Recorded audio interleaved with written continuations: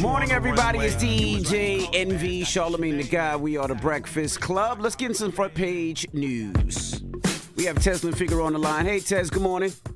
Good morning, Breakfast Club family. Let's jump right into it. Donald Trump, is he going to jail? What's happening with Donald Trump? Yeah, let's jump right into it. A New York grand jury voted to indict former President Donald Trump in connection with a hush money payment to adult film actress Stormy Daniels ahead of the 2016 election. Now, Trump is the first former U.S. president to be charged with a crime.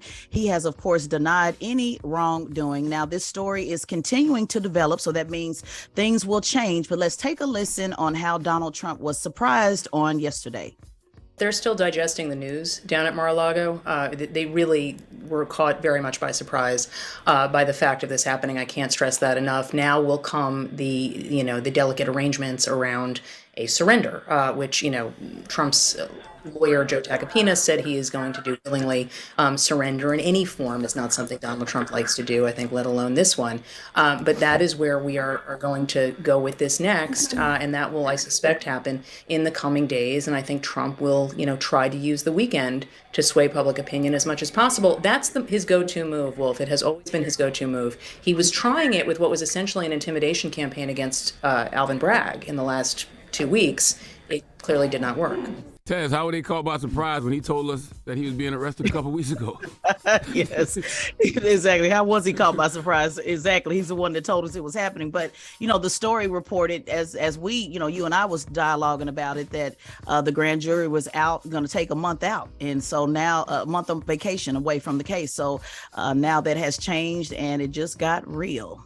Yeah, I can't believe it. I'm gonna be honest. I never believed in this country's ability to hold whiteness on that level accountable, for anything. Yet here we are, Yeah, here we are. And just for clarity, being indicted versus actually being found guilty and going to jail are three completely different things. So right. We're going to have to look at this step by step. Trump's former attorney, Michael Cohen, had a lot to say about it as well. And he said if it was good enough for him to do the crime and do the time, then he believes Donald Trump should do the same.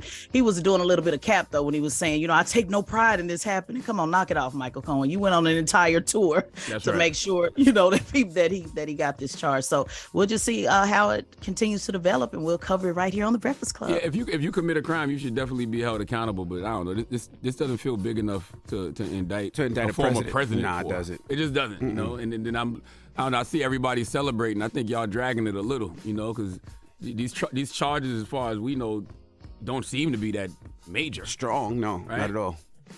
Well, like they keep reiterating over and over, crime is still a crime, whether it's small or a big crime. And Cohen pointed that out as well. He said, they didn't get mob bosses on murder. They got them on tax evasion. So, That's true. This is, I believe Georgia's still going to also, indict him as well. So the story's not over. You can still get, he can still be charged at the federal level. He can still be charged in Georgia. So we're going to see how it falls. But as of now, he has been indicted in New York. Mm-hmm. All right. Well, thank you, Ms. Tez. And we'll see you in about 60 minutes.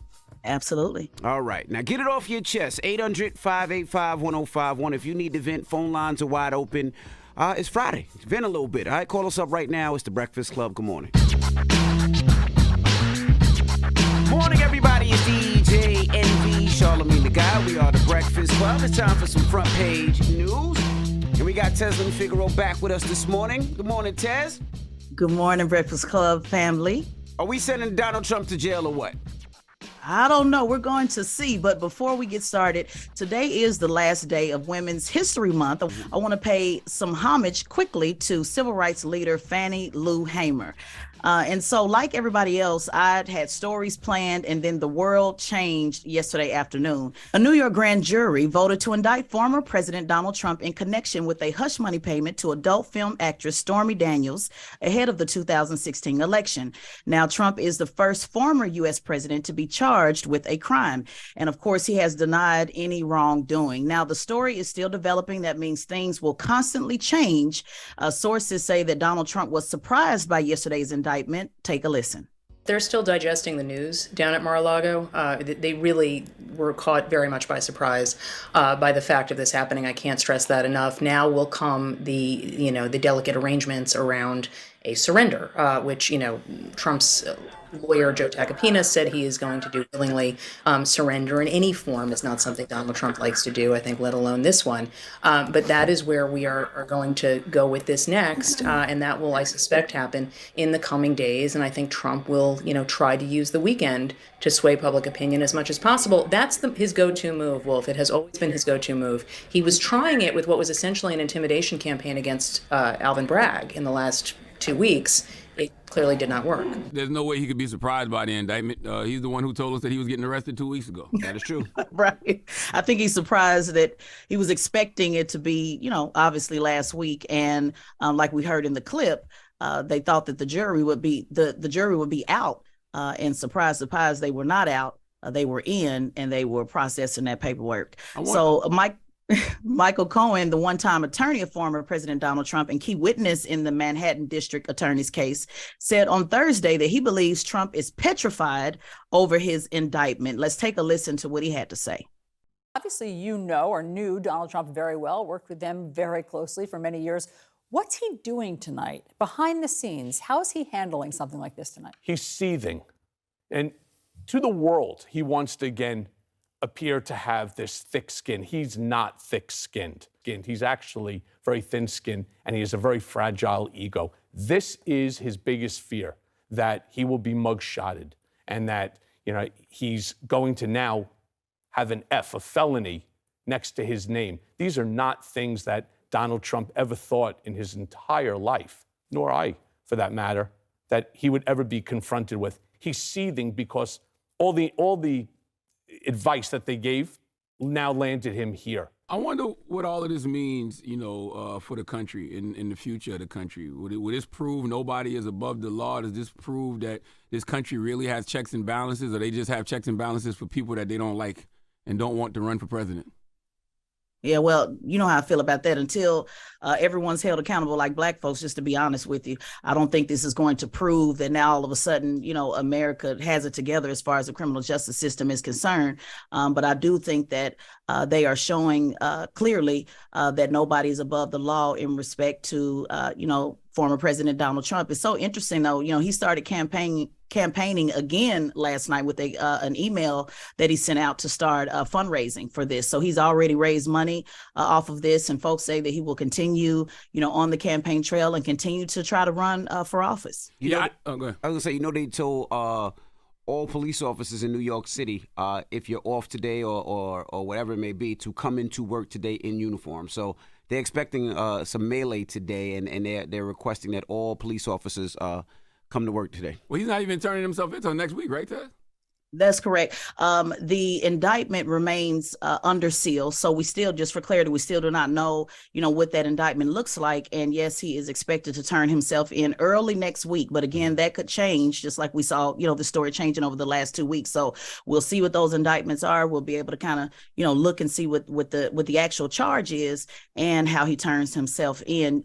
I was just so kind of tickled by Michael Cohen, because he was saying, I don't take any pride in this, and, I don't like to see this, and that's cap to me, Michael Cohen, knock it off. He literally went on a tour to make sure, that Donald Trump was indicted for this. And he made a good point, Charlamagne. He said that if he could go to jail, be charged and go to jail, then so should Donald Trump. And he also made an interesting point when he said that, you don't get mob bosses for murder, you get them for tax evasion. So it's those smaller, cases that they push in order to get somebody charged. And I still think Georgia's going to come through with something as well. I'm not sure about the federal charge, but I do think that Georgia will eventually indict him as well. The Georgia charge should be a federal charge. I don't know why the feds haven't investigated that one and picked it up yet. And I guess for me, I will feel like it's really real and nobody is above the law when the feds actually press charges. When Merrick Garland and them, actually press charges.